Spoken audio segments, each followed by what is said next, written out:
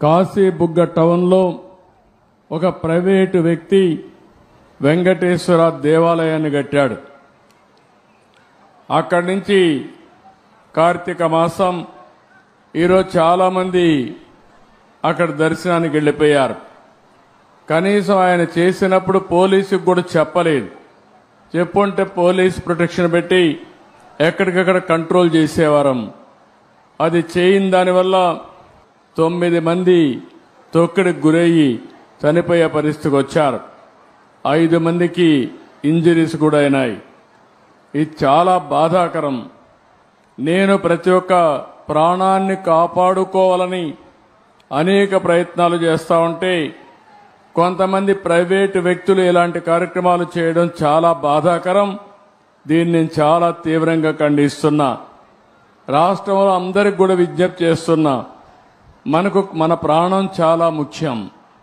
ప్రాణాలు కాపాడుకోవాలంటే మనం కూడా ఒక బాధ్యతగా ఉంటే తప్ప ఓసారి వెళ్ళిపోవడం, ఎక్కువ మనుషులందరూ సమీకరణ కావడం, అక్కడ స్టాంపేడ్ జరగడం, ఇలాంటి దుర్ఘటనలు జరిగేదానికి దోహదం చేసే పరిస్థితి వస్తూ ఉంది. ఏదేమైనా మనం గుర్తుపెట్టుకోవాల్సింది, అమాయకులు చనిపోయారు. నేను చాలా బాధపడుతున్నా. అందుకని ఈ దుర్ఘటన పట్ల చాలా సీరియస్గా తీసుకుంటూ ఎవరైతే దానికి కారకులో వాళ్ళందరినీ కూడా ఇమ్మీడియట్గా కస్టడీలో తీసుకుని పూర్తి విచారణ చేసి తర్వాత ఏం చేయాలో తదుపరి చర్యలు చేపడతాం. ఇలాంటి సంఘటనలు ఈ రాష్ట్రంలో జరగడానికి వీలు లేదు. అందుకే ఒక పక్క దాన్ని చేస్తూనే అమాయకులు చనిపోయారు. 9 మంది ప్రాణాలు కోల్పోయారు.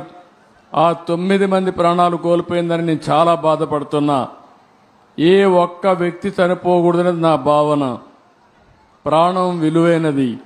అలాంటి ప్రాణాలు పోగొట్టుకున్నప్పుడు మనం కూడా బాధ్యతనే ఇది చేయాల్సిన అవసరం ఉంటుంది. అలాంటి కుటుంబాలకు నా ప్రగాఢ సానుభూతి తెలియజేసుకుంటూ చనిపోయిన వాళ్ళందరికీ మన నివాళులు అర్పిస్తూ వాళ్ళ ఆత్మకు శాంతి కలగాలని, అది కూడా దేవుని సన్నిధిలో చనిపోయారు, దేవుని కోసరం పోయారు. కానీ ఈరోజు వాళ్ళంతా కూడా ప్రాణాలు వదిలిపెట్టే పరిస్థితి వచ్చారు.